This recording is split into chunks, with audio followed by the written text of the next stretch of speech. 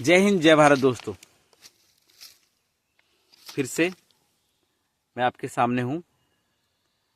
आज भी एक विचित्र सी परेशानी मेरे अंदर कूच कर रही है। ये बहुत विचित्र है, जो मैं शायद सोच भी नहीं सकता कि ऐसा भी समाज हम बनाने जा रहे हैं। ये समाज पहले से ही था, लेकिन अभी भी उस समाज में ये नहीं आया और ना ये आया है।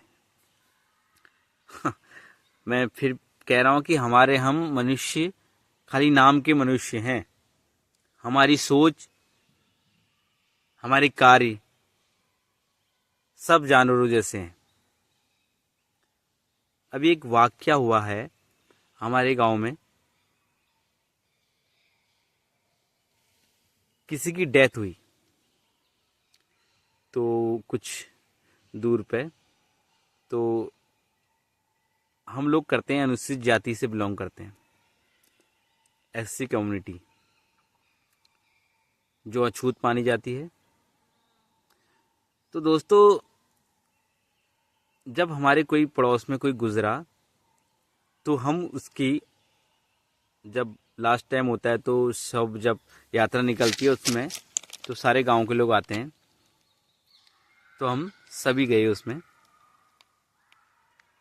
लेकिन एक आश्चर्य वाली बात आपको बताऊं, जो शव यात्रा थी उसमें केवल एससी कम्युनिटी के ही लोग थे, केवल एससी कम्युनिटी के लोग, अनुसूचित जाति के लोग। जबकि जो मरा व्यक्ति था उसका पड़ोसी अदर कास्ट का भी था, सामान्य वर्ग का भी था, जनरल कास्ट का। लेकिन वो व्यक्ति केवल उसी जगह पे खड़ा रहा जिस जगह पे उसका घर था, उसकी वहीं पे वो आया थोड़ी देर, और वो उसकी शव यात्रा में नहीं आया। जबकि वो रोज के एक दूसरे से मिलने जुलने वाले, आपस में बात करने वाले, थोड़ा सा उसका घर यहाँ पे है, थोड़ा सा दूर पे जाके उसका घर है, और ऐसे कितने लोग। तो वो लोग उस शव यात्रा में नहीं आए। और ऐसा ही कुछ बहुत साल पहले मेरे एक दोस्त की डेथ हुई थी, जो अल्पायु में एक नदी में बह के गुजर गया था। तो उसकी शव यात्रा में भी उसके अगल बगल सारे सामान्य वर्ग के लोग रहते थे। लेकिन मैं आश्चर्य में रहा कि उसको दोस्त जो साथ में पढ़ते थे और भी जो उस गांव से संबंधित थे, बाहर वाले जो होंगे वो आए होंगे, मुझे, मैं इस बारे में नहीं जानता कि कौन किस जाति का था। लेकिन जो उस गांव के लोग थे, वो उस जाति के लोग, कोई भी उस शव यात्रा में नहीं आया, उसके पड़ोस में रहने वाले तक। तो ये हमारी सामाजिक स्थिति है। आज हम किस जगह पे खड़े हैं, ये हमें सोचना चाहिए कि हम कर क्या रहे हैं इस समाज में।